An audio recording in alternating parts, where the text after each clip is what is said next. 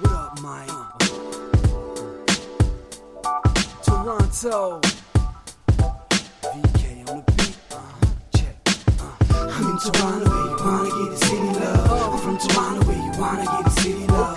I'm in Toronto like we wanna get the city love. My city love me back for my city love. Welcome to episode 1601 of Toronto Mic'd.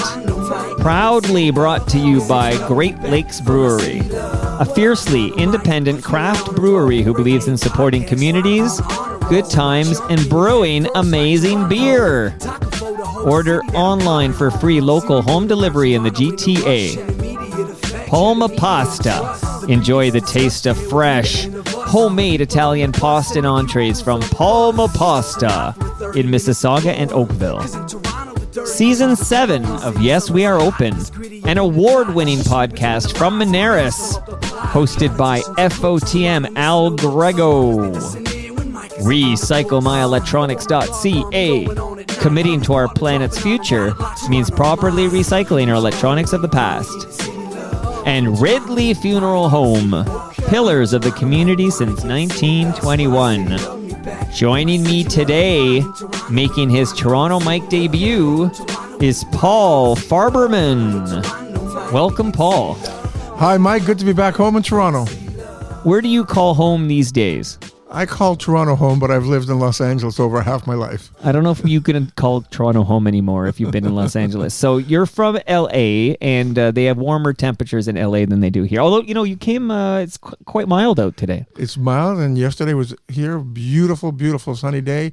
Made even sunnier and brighter by me going to see my Toronto Maple Leafs win a hockey game last night. Just, can you help us win in April? Okay. I'll be there. I'll be back. Yeah. Like you, I'm assuming you're a lifelong Leaf fan. Yes, I live and suffer and die with them, yes. So I'll just remind you that in the last 2 decades, so the last 20 years, the Maple Leafs have won precisely one round of playoff hockey. One round in 20 years. And I say that because, we won last night. That's great. What a wonderful regular season team this is. Austin Matthews, Mitch Marner, William Nylander, Morgan Riley. What a great regular season team. But what matters to me, Paul, is what happens in April and May, and maybe for the first time in franchise history, June. That's what it's all about. I'm old enough to remember being alive in 1967 and standing on the street on Bay Street in front of Old City Hall with a little sign and a little picture of Dave Keon and the Stanley Cup. Was Dave Keon your favorite player back then? No, my favorite player was always Red Kelly. Okay. Well, listen, soon, not yet, of course, we'll be shouting out Ridley Funeral Home. At some point, there'll be no living person on this planet who was a part of the 1967 Stanley Cup champion Maple Leafs. But I'm so glad to meet you because, this is going to be quite the adventure, this 90 minutes we're going to spend together, because your name comes up quite often on Toronto Mike. This name, Paul Farberman, just kind of comes up. And the first time I really took note was in the episode with Catherine McClanahan, who came on Toronto Mike because she had just seen the 299 Queen Street West documentary about Much Music. And she flew herself from LA. She's also in California. And she was dismayed, disappointed that it was alluded in the doc, although not explicitly stated, it was alluded in the documentary that Erica M was the first female VJ. But you know better, right? Absolutely no better. Catherine was absolutely, no question about it, the first female VJ to ever come on to Much Music on the broadcast. No, absolutely. So she came on my program. So we could just definitively state for the record, Catherine McClanahan, the first woman VJ. And I'm going to try to keep it chronological. I realize I'm already out of order. But she dropped this fun fact. She shared with the FOTMs on Toronto Mike, she shared the fact that she was at the recording of Tears Are Not Enough. How did Catherine get into that studio that fateful day in 1985, I want to say? How did she get in there to witness the recording of Tears Are Not Enough? I was at the time Vice President Business Affairs, the lawyer for what was then still called CBS Records, which became Sony. And since they were actually putting out the record, the actual recording of Tears Are Not Enough. I had the great honor and privilege, really, of sitting in that studio, Manta Sound, on Adelaide Street, and every artist, the biggest, and everyone who was there they had to sign a release. And I sat at a desk. Everyone came in. I got to see everyone and sign them. And I was fortunate enough to invite Catherine to come join down for that very, very historic day. She tells me you guys were dating at the time. At that time, that's true. Okay, yeah. What a lucky man. It was a very, very good time in my life, yeah. So your +1 was Catherine McClenahan, got her in the door. I mean, so we're going to get back to this. We're going to try to keep it chronological order. There is a lot of ground I want to cover with you because you came up in that episode. You came up in the episode with Jonathan Gross. There's a whole Gary's component to your life and times, but let's go back.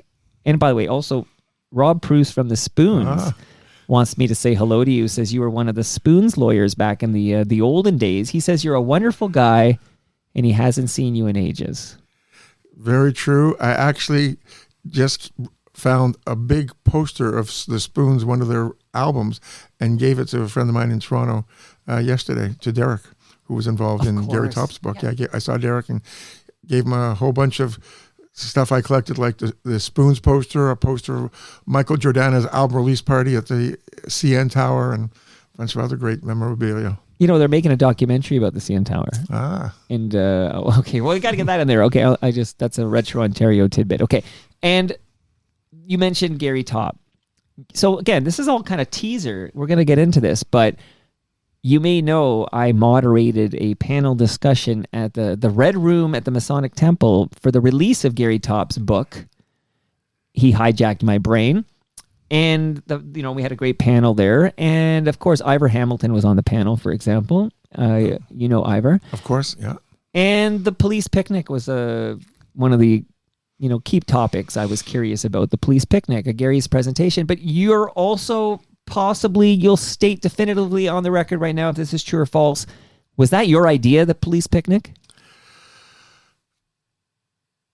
It was my idea to get the police, two guys, Wolfgang Siebert and Chris, I forget Chris' last name now, but they had seen this farm in Oakville. They had worked on US Festival, other festivals and production, and thought this site would make a great place for a concert, but they didn't have any access to talent. And being friends with the Garys, I said, Garys, we got this great venue in Oakville. I've been out there. What do you think? And they said, let's go after the police.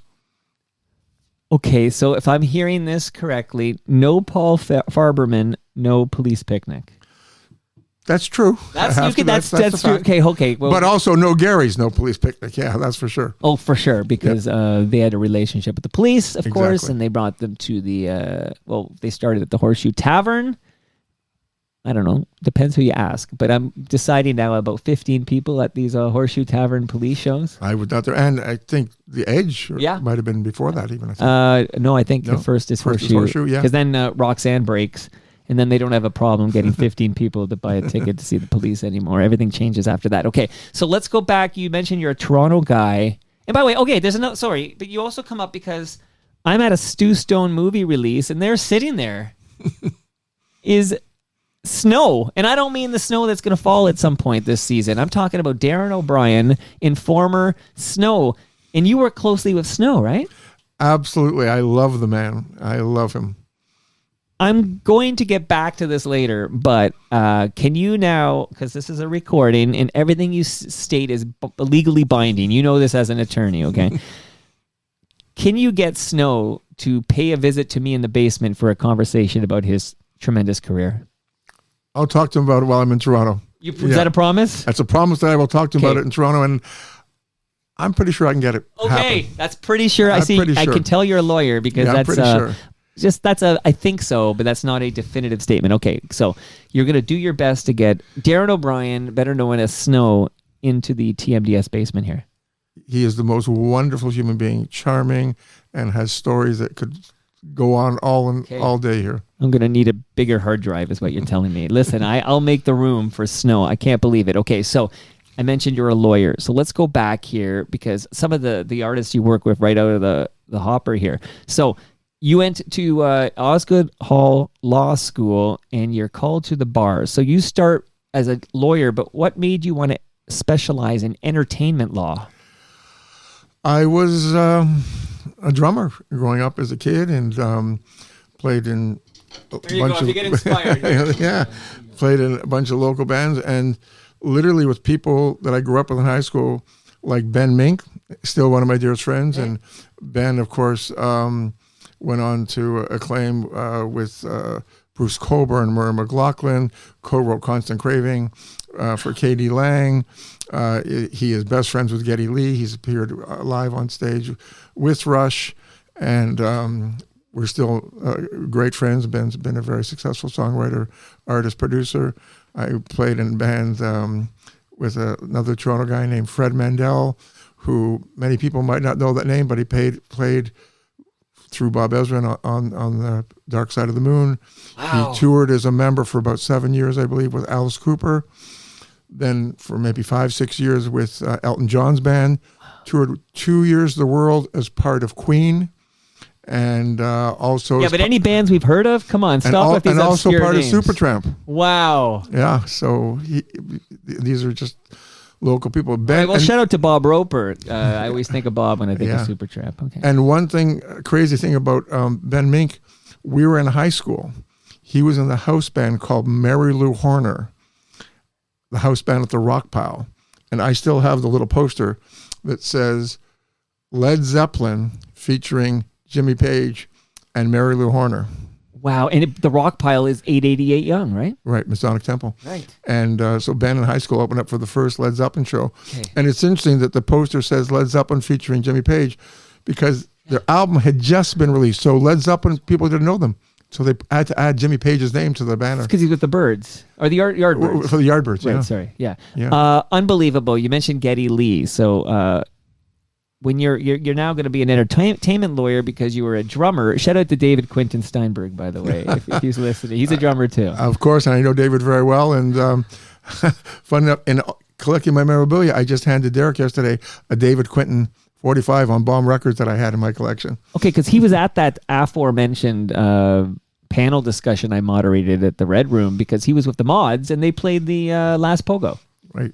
Okay, it's all going to come full And of circle. course, as you probably know, early in my career, I did a lot of the legal work for Rush. And I do know. full circle comes Setting around. you up, buddy.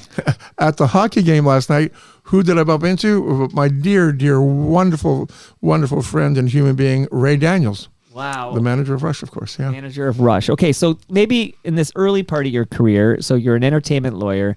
Shout out. So you worked with some pretty big acts in this country, Rush being probably the biggest, but Rush, and I got to shout out Cousin Jano, who's listening at home, that she's a big Saga fan. Saga or Saga? What do you think is the proper pronunciation? Saga, right? I would say Saga. Yeah. Saga, yeah. I don't know. What's the Saga But yeah, I coming from? worked closely with them and Tom Cochran and Red Rider and Triumph. Still stay in touch with Gil and Mike sometimes. And one of the most interesting people I met in my very beginning of my career was Jim Carrey. I met Jim. My sister was at a little comedy club on Eglinton near Bathurst called Giggles. It was a storefront. And she sees this kid there and she comes home and I had just graduated. She says, I met this kid. He was so funny. He has no lawyer. You should go meet him. And I did. And I was Jim Carrey's lawyer in the very beginning of his career when he was only doing impressions. Right. Went down to L.A. when he moved to L.A. Remember going to his place. He had just had a baby. He had given up doing impressions. He was trying to make a career as an actor. Then he invited me one day to come to the Comedy Store on Sunset. There were like 10 people there. He was trying to do some very strange impressions that became a lot of the characters that he did on Living Color.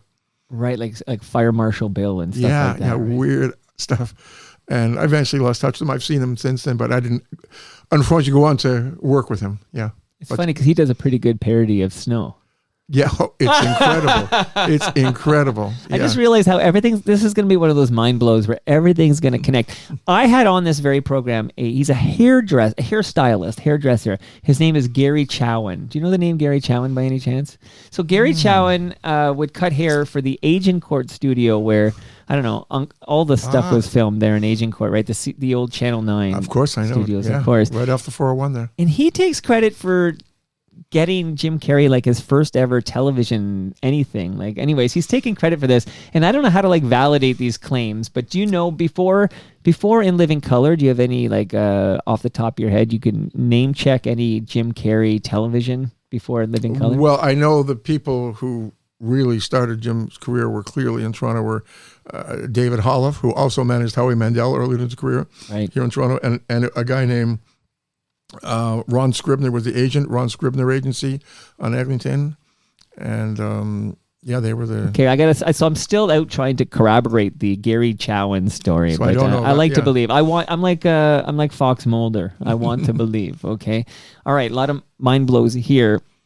And now I'm thinking Jim Carrey. I'm thinking Mark Breslin came on this program to talk about how he saw Jim Carrey at Yuck Yucks, because Mark, of course, owned Yuck Yucks, and didn't think he was very good and didn't think he had much of a future. So, Mark Breslin, you're wrong, buddy. Right? Did you talk to Jim any time recently? Not since I saw him a few years ago at this charity event in Phoenix, Arizona. Okay. Yeah. I once saw a clip of him on Q, I think, CBC's Q, and he name-checked Ralph Benmergui. And I pulled the clip because Ralph comes over often. He's a good FOTM, and I used to produce his show. And I played it for Benmergui, and then I had this fantasy if I could get Jim Carrey to, because he won't know me from Adam and would never do Toronto Mike, but Jim Carrey, maybe he would talk to Ralph Benmergui. This is a fantasy I have. So. It's a good one, yeah. Yeah, I'm going to work on that. Hey, I want to. So there's of course, you. And he does. He's a huge Toronto Maple Leaf fan. Jim is still to this day. Okay. Yeah. All the great comics like Mike Myers, Exactly. Jim Carrey, they all got to be there. Mike Myers got his start in The King of Kensington. I don't know if Jim Carrey was old enough to get on that show, but I want to ask you about SCTV here before we move you on to Sony and elsewhere. But are you the lawyer for the Second City comedy troupe? Well, it's very interesting that you brought that up today, because what you don't know is, in sort of before I left home in LA a few days ago, I was going through some things just to look about some stuff, old stuff that I had in my files, and I pulled out a copy, and I actually have it here, of an agreement with RCA Records and all the members of SCTV to do a comedy album that unfortunately never got signed. And it was interesting. It was a guy named Dan Loggins, was the A&R for RCA Records in New York. Yes, the brother of Kenny Loggins. I was going to ask. And he was... Yacht Rock's having a moment, you know. He had been up here, seen some stuff, was a big fan of SCTV, and we had this whole agreement drawn up, ready to go, and it never happened because everyone's schedule independently was so busy, it just never happened. Well, now I'm thinking of Take Off to the Great White, which is Geddy Lee, of course, and Bob and Doug McKenzie. But how I got to work with SCTV is, at the time I was working with a lawyer in Toronto named William Hingson, and he represented Andrew Alexander, who was I guess kind of the founder of Second City, and he represented Andrew, and so that's how I got involved with SCTV. Well, I'm going to ask you some obvious questions along the way, but one is, Martin Scorsese recorded a reunion. Were you at the reunion by any chance? I was not. You weren't? Okay. Not worth the flight. Well, even Rick Moranis was there, and the late great Joe Flaherty, of course, and everybody else. And this documentary is rotting away in a vault somewhere in the Scorsese compound. I don't think we're ever going to see this documentary. Any insight? You must know people. Yeah. Free the footage. Yeah, we got to get to the bottom of that. I'll make the movie with Retro Ontario if I have to. My goodness gracious. Okay, so if any gaps along the way, you let me know. But I know you end up as Vice President Business Affairs for Sony Music Canada. So if I skip anything exciting, you chime right in there, okay, Paul? You got it. Okay, so this is kind of on my way here. So it's while you're there that you end up at the Tears Are Not Enough recording? Correct. Yeah. Okay. Please, anything. I mean, look, I'm begging you here, Paul, please. Okay. I spend many hours on this program talking about Tears Are Not Enough and breaking that down. One of the clips I play for every FOTM cast is David Foster is telling Neil Young to get it in key or something, and Neil says something to the effect of, "That's my sound, man." Exactly. And it's very interesting you bring that up, because again, for anyone who's listening, Mike and I have not talked about no. what we're talking about today, and it's Because I wouldn't let you talk to me about it. No, I asked Mike before coming here today, do you want to go over what we might talk about? And he said no. No. I said, okay. Because that's no fun if we do that. Yeah, so he doesn't, it's very interesting the things you bring it up, but no, because there are two things I put in my suitcase before I came here. One was the SCTV recording contract to do an album, and I brought all my memorabilia, the records, the media sheet, and everything from Tears Are Not Enough that I still kept because I'm a real pack rat and collecting stuff. Well, it's good. So and you're going to gift all that to me right now. Yeah, but during that recording session, the only time I said to David Foster that I want to be in the sound booth, because I was such a huge fan of all the stars there of Neil Young. And, it's very small, so you can't have a lot of people in there. I said, but when Neil's singing, I want to be in there. And I was, just for that part. Yeah, he's a living legend. Love that guy. In fact, back in the day before people came in the side door, you had to walk. But I have a whole art drawing of Neil Young in the hallway upstairs. Love Neil Young so much. I had tickets to his second Toronto show, and he canceled it. He canceled the second show. I'm lucky this summer he was supposed to do the Hollywood Bowl in LA, but he was also playing, his first show on tour was actually in San Diego. And I didn't know that. I was visiting my daughters who were in college, San Diego State University, and I see a sign, Neil Young. I go, what the fuck is Neil Young doing at a campus? These kids won't even know who he is, but it's a beautiful outdoor venue there. And I called my dear friend from Toronto, Arthur Fogel.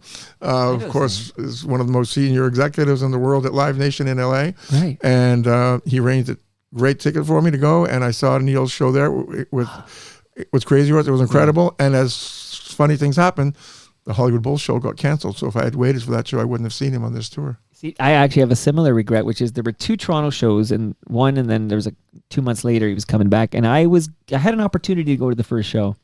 And I passed because I had tickets to the second show. And I have seen Neil Young before, but I figure I'm going to catch him in August or whatever. And then he canceled my show. So now it's like, I don't know how many more shows, how many more tours he's got left in him, but I got to hope he comes back. I'm sure you don't know this about me, but I, at 16 years old, went to Woodstock. And the reason I went to Woodstock, I mean, it was incredible talent, but what tipped me over the edge was when I found out, oh my God, Neil Young is playing for the first time ever with Crosby, Stills and Nash. I have to be there. And you're lucky you were there because he wouldn't let the film crew film him for the documentary. Yeah. And not only was I at Woodstock at 16 years old, I was backstage, on stage. I have pictures that I've taken from the front of the stage of some of the artists. I only have 12 pictures because I had an Instamatic camera with that little roll. And when I ran out of film, there wasn't exactly a place to buy film at Woodstock. Paul, this is unbelievable. So yeah, keep this coming. That's unbelievable. But somebody who was not at Woodstock, although she should have been at Woodstock, but she went on a talk show instead. But she wrote a great song about Woodstock, is Joni Mitchell. Yes, indeed. So I'm taking you back to that recording of Tears Are Not Enough because I got a few more questions here. But so Joni Mitchell's there, Gordon Lightfoot's there. Mm-hmm. I mean, Geddy Lee, of course, is there. You know, Bryan Adams, who helped co-write it with Jim Vallance, I suppose, the words at least. Absolutely. And then David Foster, of course, was the producer. Richard Manuel from the band. Okay, some questions I've had for a while now. So Leona Boyd's been on this program a few times. And congratulations, Leona. I understand you've just been appointed? I don't know. I think you're appointed to the Order of Canada. Something, yeah. She got an upgrade as something. Exactly, she's got an upgrade here. She dated the former Prime Minister Pierre Elliott Trudeau. No, I was very good friends with Leona for many years, and yeah. She had a mystery because there's in the doc that was released in '85. She's being escorted into the building by somebody, but she was never able to figure. She never knew who that person was, and she always wondered. And we did crack the code. I'm trying to remember who it was actually. Not Honeymoon Suite. It was a member of a band that'll come to me in a minute here. Jeez, can't remember right now. But I want to ask you about Mark Holmes. So do you have any memory of Mark Holmes at this recording? Because he infamously arrives at this benefit for famine relief in a limo. Yes, of course. I actually remember he was actually one of the artists who was signed to CBS Records at the time. And he was there with all his, puffy hair. And, Of course. and, Mark's a great guy. I'm still friends with him. I just saw their reunion show a few months ago where they were touring with Platinum Billy Blonde? with Billy Idol. Yeah, Platinum Yeah. Blonde. And they were touring with Platinum Blonde this summer. And but Mark, in his younger early days of fame, had a rock and roll attitude, and thought he was, bigger ego. He was one of the newer stars there, but he had a bigger ego than the stars who maybe. Well, because Neil Young took a cab there. Yeah. But Mark, I love you, but the facts are the facts. I've been trying to get Mark Holmes on this program. No, I'm trying to think of who else was young. Well, Corey Hart was there. He was a young up and coming kind of guy, and Bryan Adams was still pretty young at that time. So, before we leave, Tears Are Not Enough. Is there anything somebody like me should know? You were there. Is there anything like that I should know about? But what's interesting, you mentioned Bryan Adams just now, and Corey Hart. People I know both well, and it's an overstated generalization, but they are such nice guys. And Canadians, really, as a generalization, we're nice people. and it's just interesting because they are all those people's names you mentioned. They're really, to this day, great, humble, proud Canadian guys. And I just remember the band that had the member escort Leona Boyd into the Manta Sound. Is that's yeah. It was a member of Loverboy. So somebody in Loverboy. It was probably Mike Reno. No, it wasn't Mike Reno because Mike Reno. Mike was there. Yeah, Mike. Well, Mike had a big part in the and I'm still in touch with them. I saw them. Can you get me Mike Reno on this program? You know what I'm going to, Paul? From now on, would you be the booker of the Toronto Mike podcast for 2025? Yeah, we should get Mike on here. I can't believe he's not done it. And I have had Tom Cochran on, but I had to do it at a golf course. But he did promise if you had 90 minutes while he was in Toronto at some point, he would come by for a deeper dive. So we still need a longer episode of Tom Cochran. So I'm just throwing that out there too. And you should get my dear friend Larry Gowan on if you haven't Mr. Gowan on. He did it, but he did it via Zoom. Good. I would love to get a sequel in here where he comes into the studio. Larry was great. But now, of course, we're skipping the obvious, which is it's about time Geddy Lee appear on Toronto Mic'd. What's going on there? Let's get Geddy Lee on Toronto Mic'd. Well, let's spend the next hour talking about all the people you're going to get on Toronto Mic'd here. Okay, so Tears Are Not Enough. How long did you date Catherine McClanahan for? It was about a year. Yeah. Okay, that's still best year of your life. Yeah. Right? All right, where do I go next? Can we go to IRS Records? And if I skip anything, you'll let me know, right? If I skip anything, so it's I worked on the police picnic with the Garys. Oh, let's do that. Sorry. But that's where I first met Miles Copeland. Okay. And it's interesting that Miles Copeland is the man who brought me to America, hired me to work at IRS Records.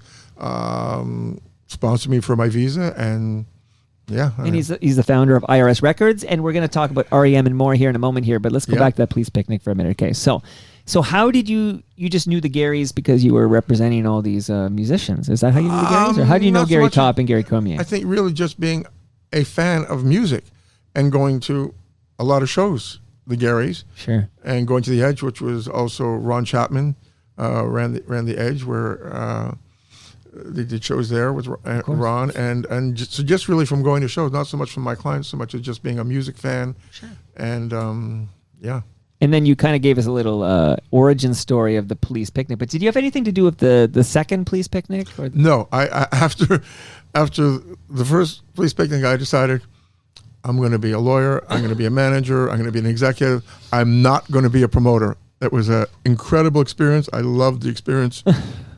But realized let it be done by the people who really know how to do it. Okay, because I know the second police picnic features Spoons, the aforementioned Spoons. Yeah. And so you were their lawyer, so they're one of the bands you worked with when you were at Sony? Like where did the Spoons come from? They were I think signed to, if I'm not mistaken, to Ready Records. Right. Was their label. Right. Okay. So IRS Records, the most obvious name before they, I would say sold out, but they still control their own destiny. So it's one of those sellouts where they can still make their own music. So why the hell not get more distribution or whatever? But REM I want to talk about. Yeah, IRS Records was the kind of label that if you were a music fan of that style of music, you would buy something that came out on IRS, even if you didn't know the artist, because if it was on IRS, that was like a stamp of approval that it was probably pretty cool, good music. Well, that's sort of why you would go to a Gary show. Yeah, there you go. Because Gary's weren't going to bring somebody in unless they legit like the artist. Yeah, you may not have heard of the artist, but if the Garys are doing it, must be something good. Well, I mean, the Garys would, for example, bring in the English beat, for example, and they were at our IRS. So, like, I'm going to run down some names and any stories you want to share. But in addition to working with REM, which I can't even imagine, the Go-Go's, Oingo Boingo, Fine Young Cannibals, The Alarm, Stuart Copeland, who you mentioned earlier, Timbuk 3, the English beat, Concrete Blonde. Like, this is amazing. You're working with these artists. It was an incredible, amazing time. It's interesting why I went there. At the time, I was, working at CBS Records, Sony here, and I, was a senior executive there. And I knew that if I played my cards right and stayed here, there was a chance that I could one day be the president of Sony Music Canada. No guarantee, of course, but there was, a chance. Right. And then the opportunity came up to go to IRS Records, which was, a small independent label, but a pretty cool label, but I was a little concerned about leaving here, and I didn't really have friends and family in LA. And I decided, well, look, if it doesn't work out, I could always come back. And so I sort of, and at the time I was single. I didn't own a home, so I had nothing, no wife or kids to worry about, or no mortgage. And I figured, pick up and go and take a shot.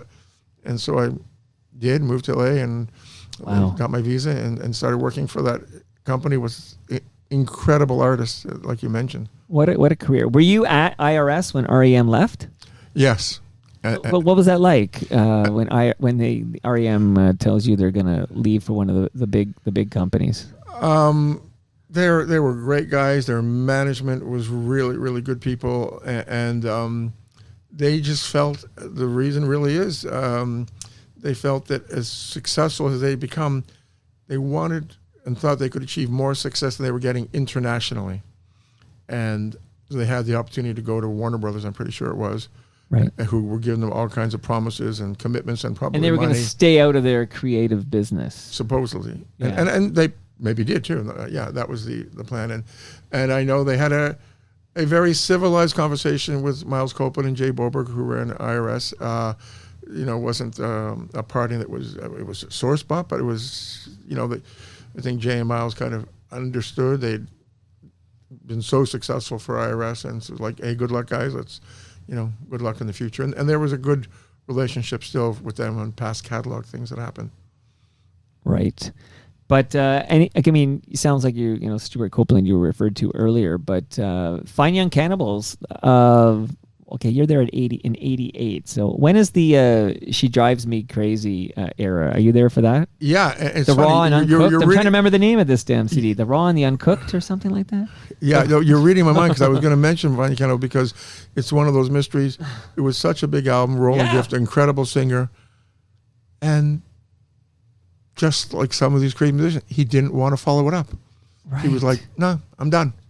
Didn't want to go out and He was like going to be an actor, right? I remember I saw him in Baghdad Cafe or something. Like he was doing some acting. Didn't want to continue recording. That's interesting, because he had there. Like I knew of him, Johnny. That's right. Before that big album, Johnny, we're worried. Won't you come? He does that falsetto, which I won't even try to do because people are gonna turn this thing off. But he followed the single on that album, the big album. So She Drives Me Crazy, of course, and then Good Times. Good Times or Good Thing? Good Thing. Yeah. Huge hit too. And you're right. I can't name a song after that album from Fine Young Cannibals. No, they just decided to pack it in. You almost have to respect that. I feel like that's kind of amazing to walk away, because these follow-up to the big album, sometimes they can suck and you'll still sell a ton, right? Absolutely. It's the tail of that big album. It's like you're going to sell, people are going to buy it week one and then it'll have a big dip, but they're going to buy it right away. Okay, so you're at IRS. Any other memories of IRS you want to share before I move you over to Universal Pictures? I loved working with Miles and Jay. I thought they were such creative people, innovative people. They both had a a passion and love for the music, and it's sadly the kind of thing that doesn't really exist too much, with exception in the record business anymore. Is it possible, because I almost say in the sentence, I'm almost like, Mike, they're so huge, how can you say this? But I actually still think REM are underappreciated and underrated. I would definitely say so, in terms of the mass appeal, in terms of they never, for what they did and the kind of style music they did, their characters, their personalities. Michael Stipe, incredibly creative, intelligent, individual. And I always felt there was a little bit of Michael Stipe in our own Gord Downey. Well, it's interesting you say that, because I remember coming up to Toronto with Jay Bobrick, who ran the label for Miles, and we saw them, Gordon Tragic Hip, at a little club. I don't remember, it was in Kensington, on Augusta Avenue in Kensington Market, upstairs, little club, because they were showcasing. What were they doing? Showcase. Yeah, well, for Jake Gold wanted. To get them signed to the deal, and again, I'm not sure why it never happened, but they signed with MCA, as I recall. At some point, but IRS was looking to sign them and never did, though. Fascinating. They had the EP, and then their first major rate debut is Up to Here in '89. Yeah. And the rest is history. My goodness gracious. Okay. All right. But this is kind of something very different, I find. You're still working in entertainment. You're an entertainment lawyer, for goodness sakes. But you're now working with Universal Pictures from 91 to 95.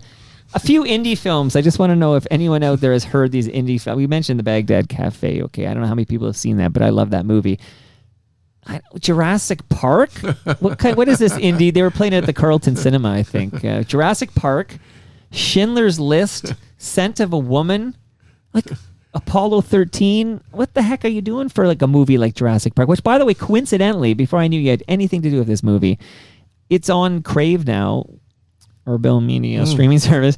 And you Americans, I know you're a Toronto boy, but right. It just got added, and I watched it the other day, and because I wanted to see how it held up. And there's some of the CGI, I'm like, oh yeah, well that was early days, and we've come a long way. But mostly because of the practical effects and everything. What a great movie! Jurassic Park still holds up. What did you do with Jurassic Park? Wait, and don't forget, great music movie. Dazed and Confused. Yeah, the soundtrack I bet you was more than the budget for the rest of the film. Yeah. I love that movie. Yeah. So what are you doing? You're just working, because I don't even remember any music in Jurassic Park.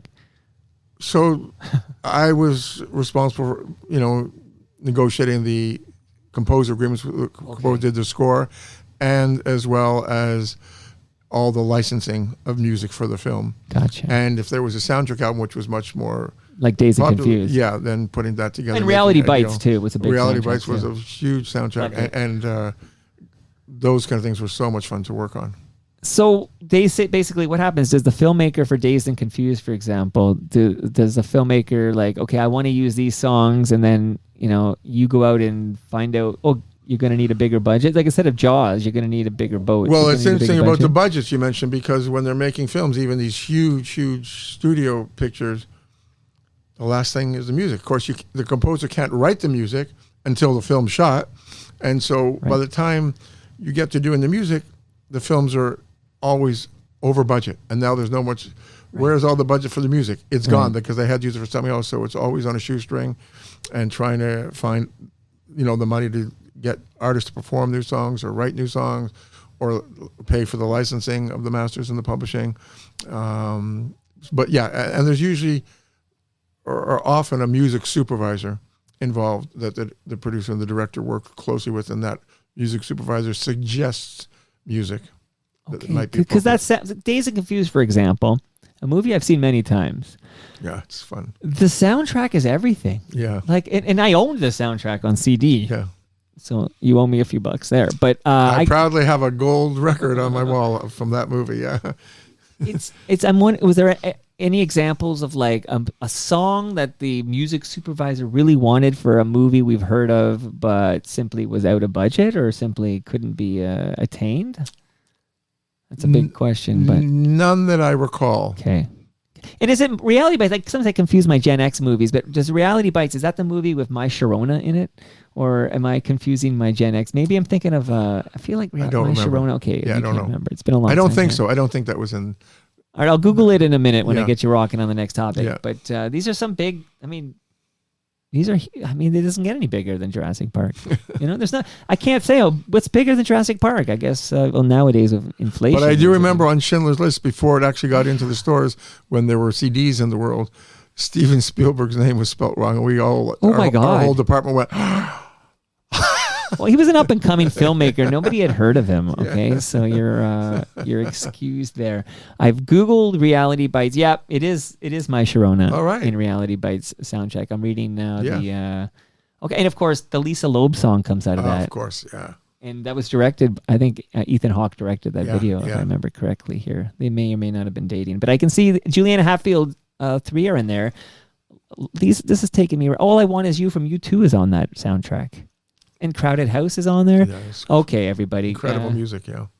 You had a role in that. That's a mind blower there. Okay, so we're just warming up here. Okay, and I loved working at Universal Pictures and then subsequently Fox because, when you're a record company like IRS, you're involved with the music, but it's a particular style of rock music, pretty much. And when you're working at a film studio like that, it could be rock, it could be country, it could be opera, it could be classical, it could be any style of music, and it was such an eye-opener for me to have that opportunity to work with so many and working with the #1 composers on the planet Earth. John Williams, you're talking about. Oh God, yeah, that's it. Still with us. Yeah, John. No Williams. shout out to Ridley Funeral Home required. Yeah, unbelievable. Yeah, and then of course eventually with James Horner and Okay, well we're gonna talk Celine Dion in a moment here, but we got to get you. So 20th Century Fox, you move over there in the mid-90s. Yes, and I learned a life's lesson in moving. Can I ask you? The grass is always greener. What is your life lesson? It's exactly right. I loved working at Universal Pictures. My boss, Harry Garfield, was I was hired by Burt Berman. Burt left, and Harry Garfield, who was my buddy working alongside me, he got the promotion to that job. He was like my best friend, became my boss, and one day the same job that I had, same title, Vice President, Business Affairs Music, came available at 20th Century Fox. Okay. And I spoke to them, and they were offering a lot more money. And I went back to Harry and said, Harry, he said, Paul, and nothing I can do. And I went, well, I went to Fox. And the fact is, I met with the people there. Robert Kraft was my boss who hired me, Matt Walden. I love those guys. Till this day I do. Still in touch with them. But I was also at Universal, when I worked for Burt and Harry, we were the music department, and we were completely separate. I was a lawyer, but I had nothing to do with the legal department. We were in music, and I was in the music department. Right. At Fox, it was split. I was sort of reporting half to the music and half to the legal department. But at this time, I was a far cry from sort of being a stuffy lawyer in my mind. And I didn't see eye to eye with the people who ran the legal business affairs side at Fox. And I was not happy there. I wasn't miserable. I mean, I loved my job there, but it was like if Harry at Universal had called me and said, Paul, the guy we hired to replace you, it's not working out. Can you come back? I would have said, okay, I'll be there tomorrow. Right. So the lesson was I always tell people, when you're thinking of moving to a new job and it looks so great, remember this, where you are right now, the players, the playing field, the good and the bad. Where you're going, it may look incredible, but no matter how good it looks, until you're there on the job, you don't know. So just think long and hard when you're thinking of moving. The devil you know, right? The devil you know. Yeah, but things did work out at Fox, and then I certainly wasn't miserable there, but I was rescued. Okay, before we get you out of Fox, we won't spend much time there. I'll just shout out some of the films you worked on, and then there's a TV show that's very near and dear to my heart I want to ask you about. But Independence Day, so you're back to the little indie films. Yeah. Okay? Independence Day, that thing you do. Oh, that was fun. And then the Baz Luhrmann Romeo and Juliet with Leonardo DiCaprio and Claire Danes. We're back, great memories, yeah. And The Truth About Cats and Dogs. I remember this as well. Yes. But I got to ask you about The Simpsons. So The Simpsons was the big Fox show. And can you share what were you doing on The Simpsons? Not a lot, to be honest, because it was just kind of a smooth operating ship. The people who ran the TV division, a guy named Jeff Bywater and Mary Jo Manella was involved in the song music there. They kind of ran a very tight ship, and I didn't have to do too much, to be honest with them. Okay. Well, there you go. That's my Simpsons Yeah. quotient filled.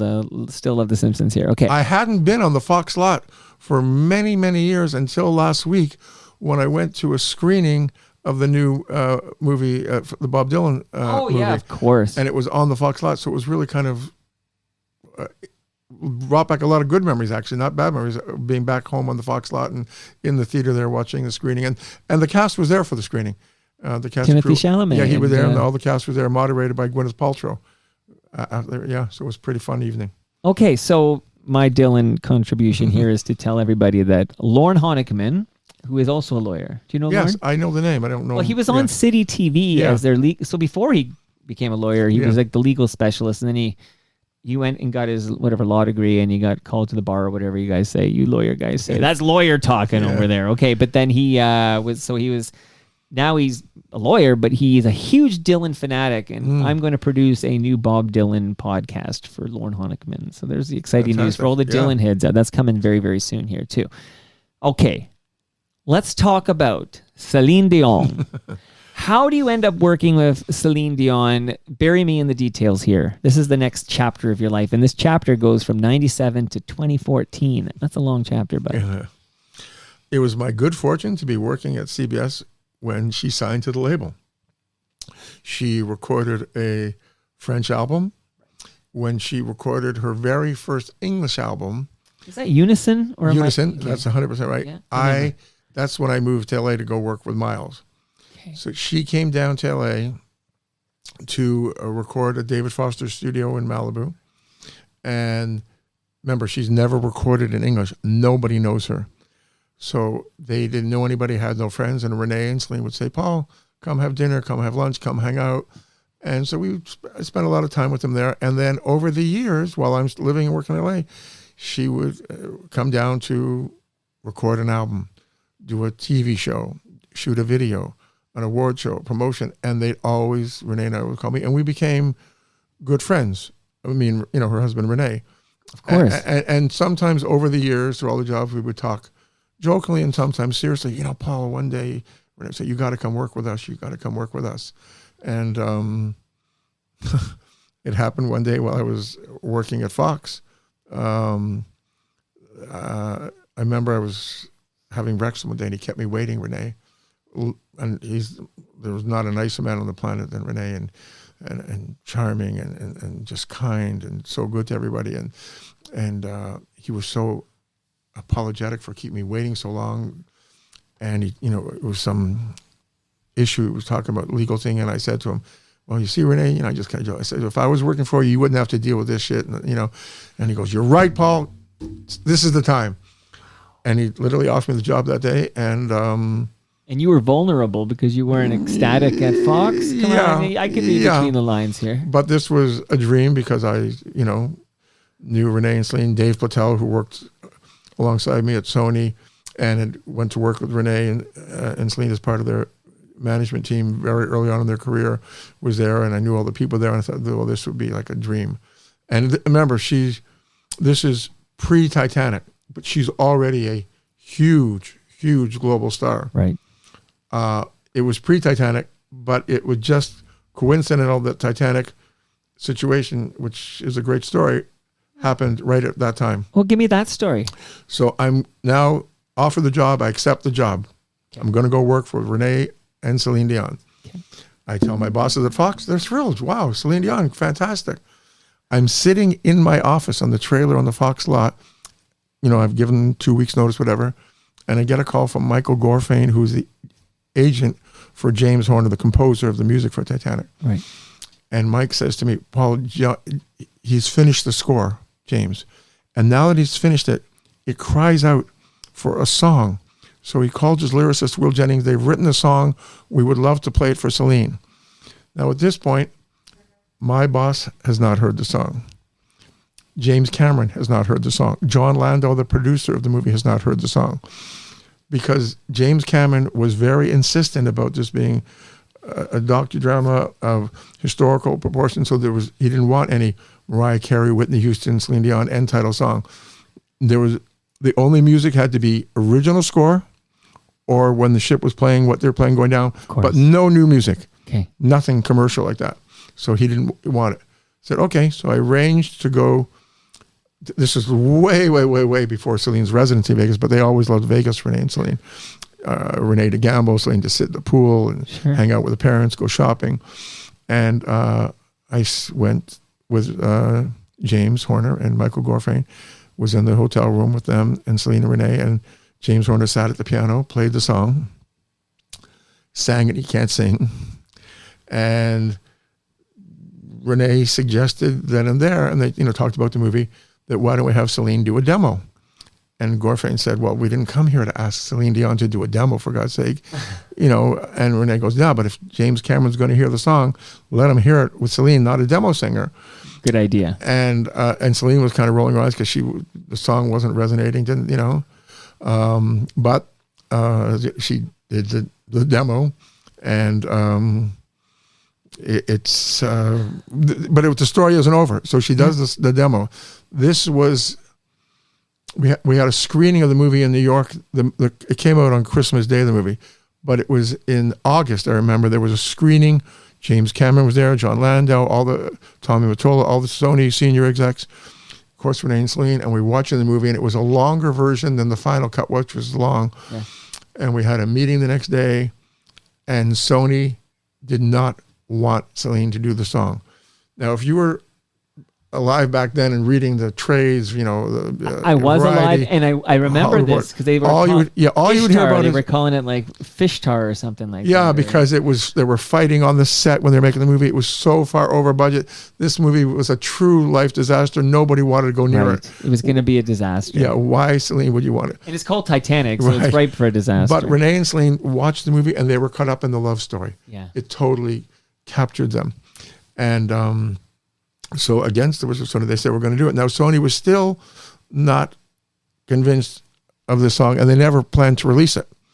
And I remember New Year's Day, John Delp, who was Celine's exec at Sony and still there, called me saying, Paul, I'm trying to find Renee. Can you find him? Where is he? The song is exploding. And it was just a phenomenon. That song on Celine's album, which is unbelievable, it's over 30 million worldwide. And the soundtrack, James Horner's score that only contains that one song, is about 30 million worldwide. So that song is like on 60 million albums. That was a perfect storm. I mean, like, I do remember the advance hype was like, this is going to sink like a lead balloon, right? Yeah. It was, and I mean, they were comparing, I remember like Waterworld. Remember? Because I was working at Universal for Waterworld. Okay. Because that might have been the one that got the fish tar references, because Ishtar was this famous bomb. And have you ever seen Ishtar? No. Neither have I. Of course, somebody I know told me about it's not as bad as you think. Like, I should probably revisit Ishtar. But Titanic, and then again, you have the young heartthrob Leonardo DiCaprio, and you had young women seeing the movie 4, 5, 6, 7 times for Leo. These crying parties, etc. Yeah. But I do remember the length, because when you rented that one on VHS, it came on 2 cassettes. This is what I remember about Titanic. You had to switch up cassettes, and that takes you back right there. And I told you, like, I keep everything. I still have my tickets, my invitations to the Academy Award, to the Titanic, opening night gala party, and all everything goes along with it. Yeah. That's unbelievable. Again, you're working of all like these indie projects, these indie artists like Celine Dion. Like, I don't even know, like, there's nothing much bigger on the planet here than all this. But just I'm going to read this, but you're basically involved in the day-to-day management of Celine Dion's career. And basically that means handling all business affairs. You got to deal with Sony, of course, and all the music publishing, merchandise, live performances, the licensing of the master recordings, the film and television stuff. There's a lot in this bucket here. And there's no, I mean, how many artists are bigger than Celine Dion on this planet? This is like... Yeah, just to make no mistake, that's all true. But clearly, Renee was the manager, and Dave Platel, very, very much part of the senior management. I was part of the team working for Dave and Renee. So why does it end for you working so closely with Celine Dion in 2014? It was not my choice to leave. It was working with one of the biggest artists in the world, touring the world, doing things I could never have dreamt of doing. And they were both Renee and Celine and Dave and Barry and Rob and John and the whole team of people were the nicest people on the planet. They really surrounded themselves with good people. And when Renee got ill and he knew he was dying, the finance guy in Montreal and Laval who ran the finance for the company decided we needed to cut some costs here and there. And they just thought they didn't need to keep me on the payroll. They had an outside lawyer who's always been the lawyer. They didn't need it. And I was just part of the management, but they, the expense of my salary, I had an office, a secretary, et cetera. So Renee called me graciously and like a real mensch. And there was nothing to work out. They gave me a very nice severance package. There was no talk about anything bad. I remained on good terms with Renee and Celine. And when Renee sadly passed away, not that much longer, Celine called me to ask to be one of the people who spoke at his service, which was nice. Very difficult. And to this day, I've always maintained a relationship. And for people who may have seen her recent documentary, I've seen it. There's this crazy little part in there. My mom's 102 years old, but 2 years ago when she turned 100, I said to Dave Patel, I said, Dave, if you're with Celine and just hanging around, take your phone up. Maybe you just want to wish my mom a happy 100th birthday.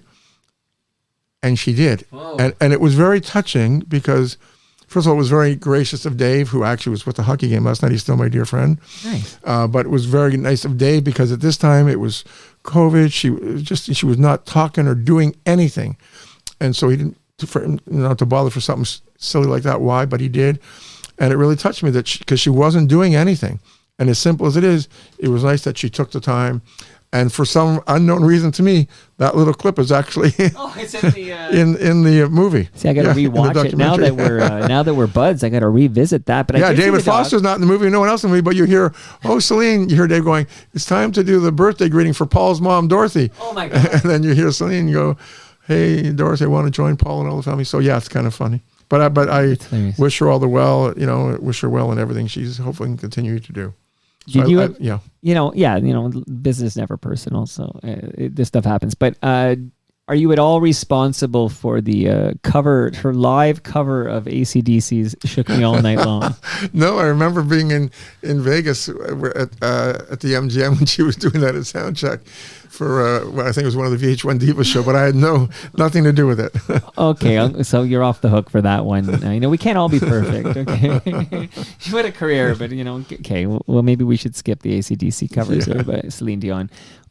Man, oh man, we had a run there in this country in the 90s and beyond, really. But I'm thinking of like Alanis Morissette, Shania Twain, of course, Celine Dion. Like there was a run where the greatest female voices in the planet for pop music were coming out of this country.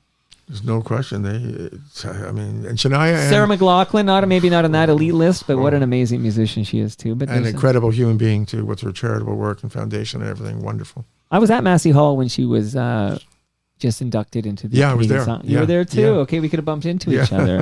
I bumped into a bunch of great FOTMs that night. But Tom Cochran, of course. Is that why you were there? No, I was Tom and Blue Rodeo. I was Blue Rodeo's lawyer, and I still have their record when they were a group, when Greg and Jim were a group called the Hi-Fis. I played, when I was in the woodshed talking to Jim Cuddy, I played some High Fives? The Hi-Fis, H-I-F-I. Right. I played like some. a Hi-Fi record, Hi-Fis. I played some for them. Wow. Okay. Love them too. Yeah. They got a documentary coming out. Like that's what I heard. Yeah. Were you in Banff for there was a launch? No, in I Banff know. No, I wasn't. I heard about it. Yeah. See, I get these PR and they're like, hey, and I think I said something like, oh, I'll put Jim, because I produced the Humble and Fred show.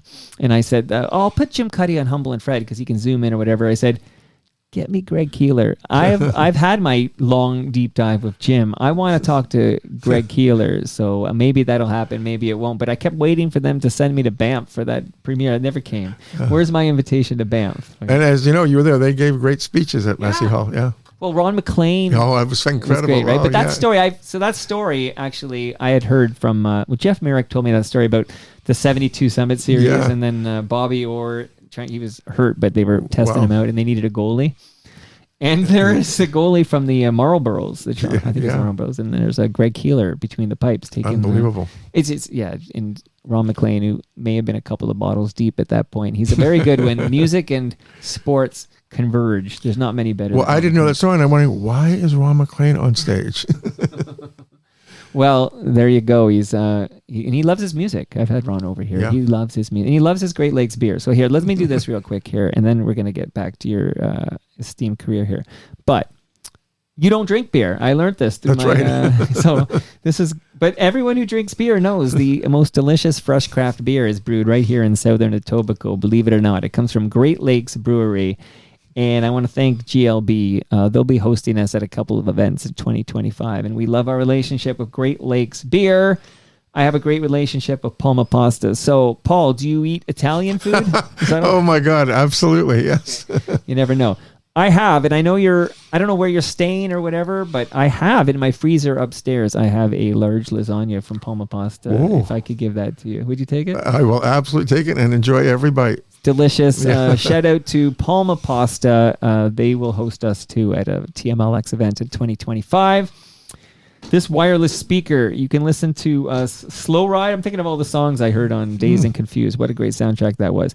But you can also listen to Season 7 of Yes, We Are Open, which is an award-winning podcast from Moneris, hosted by FOTM Al Grego. He went to Winnipeg and collected some great stories from small business owners, and he's been packaging them up in Season 7 of Yes, We Are Open. But not only Winnipeg, because I got to shout out Ty the Christmas Guy. It's his season, and he's got a great store called Retro Festive. It's in Oakville, and he was the season finale guest on Yes, We Are Open. And I urge everyone to listen, including you, Paul. I'll do it. You got to do it on that new speaker you got there. I know you can't afford a good speaker like that, so there you go. I want to also give you a measuring tape, the green measuring tape. That's from Ridley Funeral Home. And I urge everyone to subscribe and listen to Life's Undertaking, which is a great podcast from Ridley Funeral Home that I get to produce and co-host. And he'll be here Wednesday, Brad Jones, to record a new episode. What else? Piece of advice, because you live in LA, so this will not help you. But all your loved ones, your mom's 102? 102, yeah, just saw her yesterday. Lives here in Toronto, yeah. Okay, your mom's probably got a drawer full of old cables, old electronics, old devices. Who knows what's going on there? Don't have her throw that in the garbage. She needs to go to recyclemyelectronics.ca and find out where she can drop that off to be properly recycled so those chemicals do not end up in our landfill. Good idea. Peter Gross's mom is 101, and Peter wanted her to come on Toronto Mike to talk about like stuff that you never click. What was it like living through the Great Depression? You know, all these things I can't really ask many guests about. And she said yes, and we were like very excited because it was going to be Peter Gross, his mom Marilyn, and I were going to be on this show.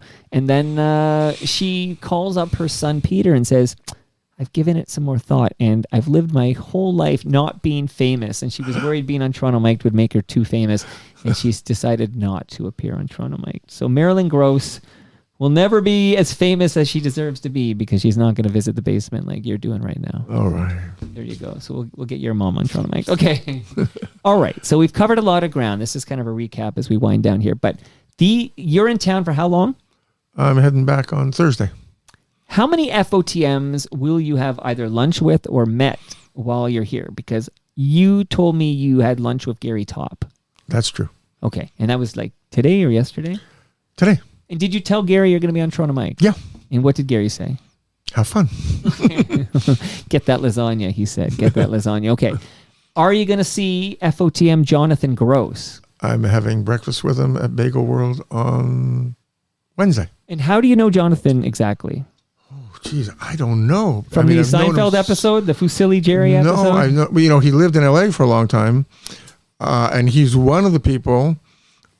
When that Northridge earthquake happened, his wonderful wife said, who's sadly passed away recently, his ex-wife, we're moving back to Toronto.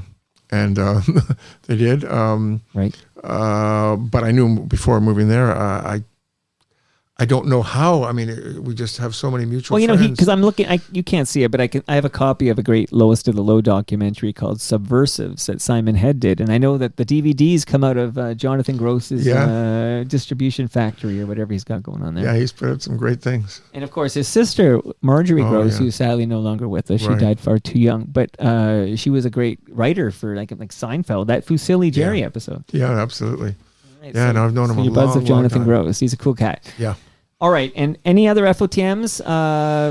Is that it for those two? Anyone else I should know about? Well, I'm definitely going to see Darren Snow. Darren, 100%. Well, Darren O'Brien is the future FOTM, but you got to lock that down, man. I'm going to count on you, or I'm going to delete this episode from the archive. That's a threat. Okay, that's a promise. That's a promise here. It's going to happen. All right. It will happen. I'm going to now go on record as saying it will happen. Oh my God, it's been upgraded. It's been upgraded. I really do. I'm having such a good time, you see, that I'm going to make sure that... Yeah, he'll have a good time too. There's no gotcha questions. I'm just a big fan. I want to talk to Snow. And again, I did see him, although I was kind of like, do I say hi to Snow or do I leave him be? He was really chill at this movie theater, and I decided to just leave the guy alone. He is chill, but he's happy to talk with. Well, he's going to be in this basement talking to me for 90 minutes. So yeah, we were in London last year. He got some award show there, and at our table was the legendary R&B artist. I'm blanking on the name. Who he was? Sing a song. He was such a fan of, and he wouldn't introduce himself. He didn't want to go talk to me. He was just too shy and reserved. So Shalimar, it was the group Shalimar. So there, yeah. Okay. And so I went up to him and told him, and the guy went crazy because he actually used to be a DJ and he used to play Snow and like he was like excited to meet Snow, and so but Snow wouldn't introduce himself. He's too, that's kind of a cool trait. Yeah. That tells me he's Canadian. He truly is. Okay, so that's coming. So how did you start working with Snow? Like, how did you meet Snow? It's about 6-7 years ago. I had never met him ever through all the years. And a friend, one of my best friends, Liz Ramus here in Toronto, she was living in the same building down in Toronto, right near like Wellington and Yonge, near the, I still call it the O'Keefe Center. Sony Center, I think. No, I think it's not even that anymore. It's not that. It's the... Meridian, there you go. Yeah. Right. And Jim Carrey played at the O'Keefe Center, opened up for Rodney Dangerfield. Oh, you got no respect. No respect at all. But she said, I met this, I said, of course. I said, well, look, you should meet him. He's kind of floundering and not doing much. And she introduced us, and I just met him, really took to him. He played me some new music he'd done, and I loved it. And I said, let's see what we can do. So I've been helping him do some things. Of course, he got that incredible luck of a great song's a great song that when, Daddy Yankee, Drake has done Informer on the Junos. Justin Timberlake has done it with Jimmy Fallon on TV. So many people have done it, and it's been so many movies. And anyway, Daddy Yankee is one of the big fans, and he, of course, did it in Spanish. Now, Daddy Yankee could have just done it in Spanish, but he's such a fan, he said, I have to include Darren or Snow. And so it came out as con comma, Daddy Yankee featuring Snow. I remember. And I guess it's about 4 or 5 years ago. You can check. It's a fact. It was the most watched video on YouTube in the world, like 2-something billion views. It was insane. And then they wanted to get it even a bigger appeal in English, so they made a version with Daddy Yankee featuring Snow and Katy Perry. The interesting thing is, when they recorded the song, at the time, Darren, because of his past history with the law and his criminal record and things, he couldn't. His waiver had expired, and he couldn't get into the States. I took care of all that. He's been to the States many times, but not I took care. I got the people who know how to take care of it. Yeah. But but he was such a fan. They included him, and they took a film crew from Florida, came up to Toronto to film Darren so he could be in the video of that, which he is. And so they never spoke on the phone or met until a few years ago. Daddy Yankee was playing in Montreal. It's this big outdoor thing. And we went to Montreal, and Darren met Daddy Yankee for the first time. They embraced and talked. Wow. And then he came on stage, and it was beyond magical. I mean, it was just incredible sight. Well, I got to talk to Darren about all of this. Yeah, you know, there's in so the much pre-streaming era, like let's go pre-streaming for a moment. You know, the number of, I mean, Celine Dion's on this list, but the number, although she's on the list, there's a song that you'll never hear on radio anymore. You know, the R. Kelly Celine Dion song is never going to get played again, right? Like that's gone from radio. No, and it's so interesting. First of all, it was recorded in Montreal because he doesn't fly. I didn't know that. And he wrote the song. I know. I Can Fly. I know. It's crazy. He doesn't fly. He took a bus from Chicago. Okay. And again, It's like John Madden. the idea, I'm pretty sure, came from Tommy Mottola at Sony. Right. For them. But again, you would think R. Kelly, Celine Dion. Here's an interesting thing about Celine. She worked with a lot of R&B artists, black artists, producers, songwriters. I mean, you know, Michael Jackson came to her show in Vegas. Prince came. Prince wrote a song for her. They recognize talent. But when you come to our rock and roll friends, it's like, nah, she's so unhip. She's so uncool. Well, she does rock out a good AC/DC cover. Come on. But for the R&B artists, they only care about one thing, talent, you know? Right. And so they were thrilled to work with her, yeah. Oh, now I lost complete track why I brought up the R. Kelly song. It was like a tangent there. But maybe I'll talk about another artist who basically, he's pretty much like owing his like livelihood and rebirth to Celine Dion, because Dee Snider from Twisted Sister, okay? he said basically, because he has a writing credit on a song on the Celine Dion Christmas album. And he says that writing credit on the Celine Dion Christmas album gave him enough to live on, basically. Like, wow. So, you know what I mean? So anyway, just remember where I was going. So, you know, shout out to Dee Snider. He's not going to take it anymore. I was going to, so I was talking about, it left me again. There's too much in this episode here. So, pre-streaming.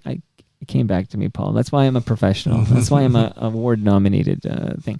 Pre-streaming, very rare for a Canadian to hit number one on the Billboard Hot 100. Tom Cochrane did it with Life is a Highway. Yeah. Okay. Yeah. The Bare Naked Ladies did it with 1 week. They went to number one.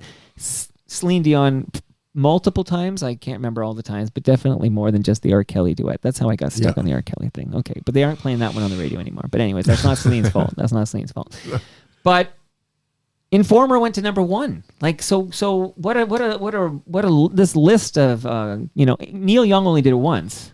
Heart of Gold. That's amazing. Time. I know. Wow. Well, we talked about Bob Dylan's never gone to number one singing his own songs.